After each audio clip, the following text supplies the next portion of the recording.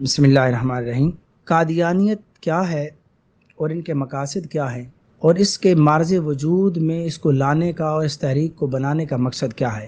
قادیانیت کی تاریخ سے شناسا لوگوں کو علم ہوگا کہ قادیانیت کی تحریک کا واحد مقصد دنیا کے مسلمانوں کو احمدی بنانا تھا۔ وہ ہندوستان کو اس لیے اکھنڈ رکھنا چاہتے تھے کہ وسیع بیس سے اس مقصد کے لیے کام کیا جائے۔ وہ بر صغیر کی تقسیم کو عارضی سمجھتے تھے۔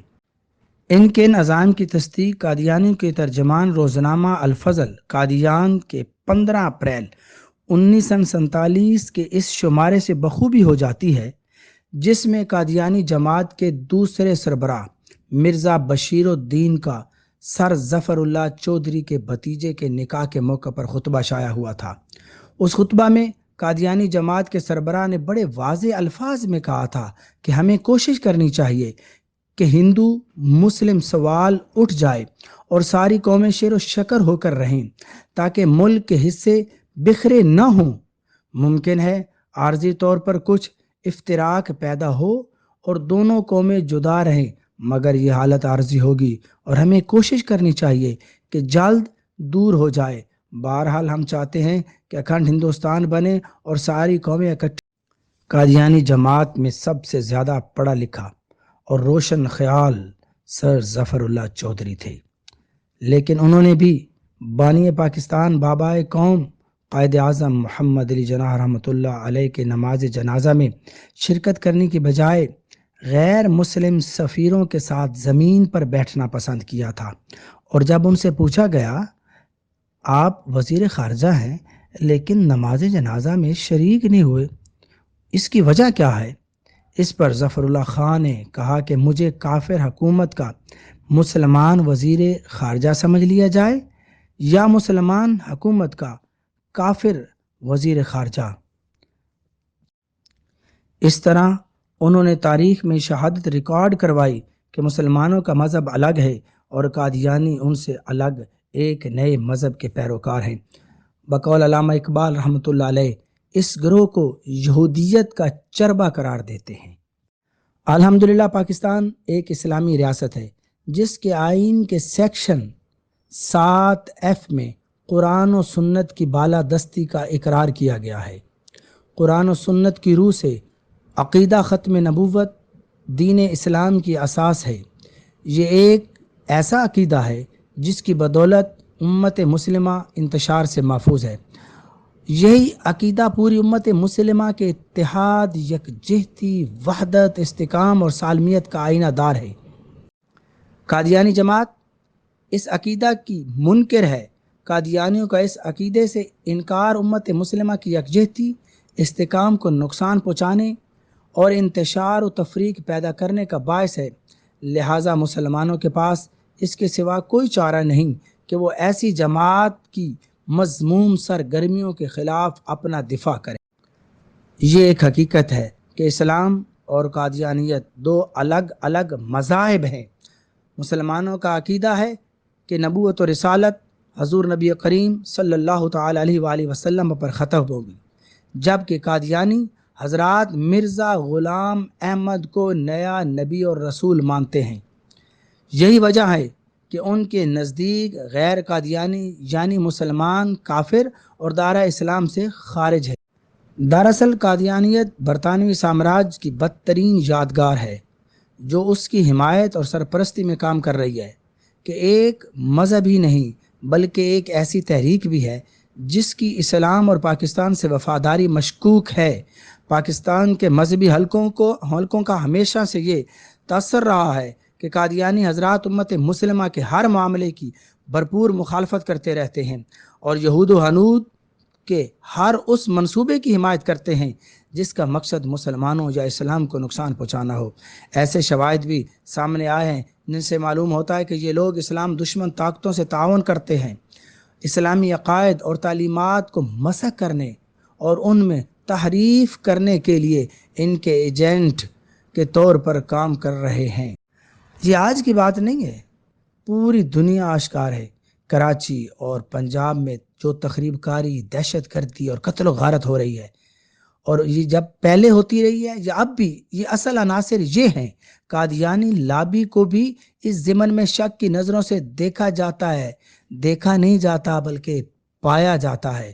ہمارے بعض مذہبی حلقوں کا یہ خیال ہے کہ یہ وہ خفیہ ہاتھ ہے جو ملک کی معاشی ترقی اور استحکام کا دشمن ہے۔ خود علامہ اقبال رحمۃ اللہ علیہ نے بھی اس خطرناک گروہ کی نشاندہی پنڈت جواہر لال نہرو کے نام اپنے تاریخی مکتوب میں یہ کہہ کر دی تھی کہ قادیانی اسلام اور ملک دونوں کے غدار۔ ان کے منتخب پارلیمنٹ نے متفقہ طور پر دوسری آئینی ترمیم کے ذریعے قادیانیوں کو ان کے کفریہ عقائد کی بنا پر آئین کے آرٹیکل 106 اور آرٹیکل 260 کی ذیلی شق 3 کے تحت غیر مسلم اقلیت قرار دیا۔ یہ ترمیم طویل صلاح مشورے، علمی بحث و مباحثے اور مسئلے کی مکمل چھان بین کے بعد جمہوری، پارلیمانی اور عدالتی طریقے پر کی گئی تھی۔ علامہ اقبال رحمۃ اللہ علیہ ہمارے قومی ہیرو اور حکیم الامت، انہوں نے امت مسلمہ کے بارے میں یہ کہہ کر بات ختم کر دی: دل با محبوب حجازی بستہ ایم، زیں جہت با یک دیگر پوستہ ایم۔ امت مسلمہ کو بام پوستہ کرنے والا رشتہ ہی حب رسول صلی اللہ علیہ وآلہ وسلم ہے۔ جو شخص اس رشتہ کو کمزور کرنے کی کوشش کرے گا وہ اس امت کو دوست نہیں بلکہ دشمن ہوگا۔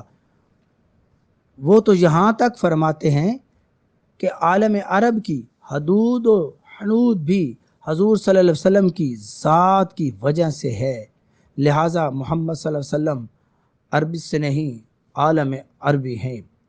تو اس لیے آج یہ لوگ جو یہ کہہ رہے ہیں کہ یوں کر دینا چاہیے، یوں کر دینا چاہیے، تو یہ ہمیشہ سے یہ قادیانی وائرس ہماری صفوں میں، ہماری حکومتوں میں، ہمارے اداروں میں موجود رہا اور موجود ہے، اور وہ یہ چاہتا ہے کہ اس کو کسی طریقے کے پاکستان کے استحکام کو اور پاکستان کی بنیادوں کو کھوکھلا کیا جائے۔ اور میرا ایک ذاتی مشاہدہ ہے، لوگ کہتے ہیں جی اس نے یہ دعویٰ کیا، اس نے یہ دعویٰ کیا، اس نے یہ وہ دعویٰ کیا۔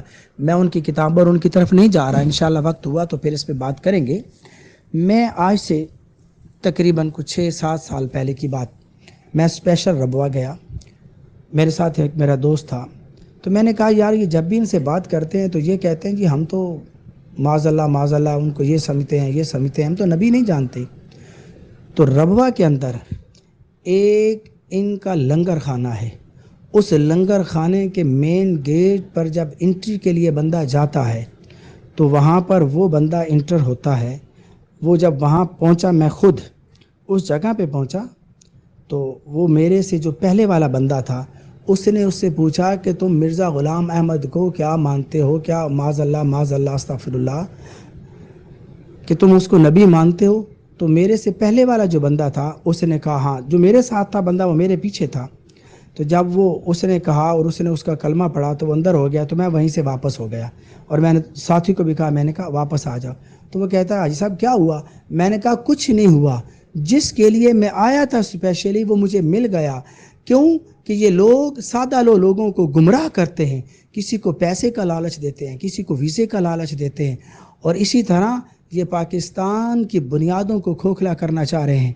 تو یہ لوگ بالکل اس کو نبی مانتے ہیں اور اسے نبی کہلوا کر، منوا کر، نبوت کا دعویٰ کروا کے ہمارے مسلمانوں کو اس کے اندر جھونک رہے ہیں۔ تو اللہ رب العزت کی حضور دعا ہے کہ خالق کائنات ہمارے حکمرانوں کو بھی ہوش کے ناخن دے۔ جو ابھی ان نے 9th کی مطالعہ پاکستان کے اندر بھی ایک جملے کو آگے پیچھے کیا عقیدہ ختم نبوت پر، اللہ رب العزت کی حضور دعا ہے کہ خالق کائنات ہمیں جنگ یمامہ والا کردار ادا کرنا پڑے گا، اور ہمیں اس مسلمہ کذاب کا جس طرح نیست و نابود کیا گیا تھا اسی طرح آج پھر امت مسلمہ کو یکجا ہو کر اس فتنہ کے خلاف آواز اٹھانی ہوگی، اور امت مسلمہ کو اکٹھا ہو کر آقا علیہ الصلوۃ والسلام کے دین متین کی خدمت کے لیے، آقا علیہ الصلوۃ والسلام کی عزت، عظمت اور ناموس کے لیے اکٹھا ہونا ہوگا۔ دعا ہے کہ خالق کائنات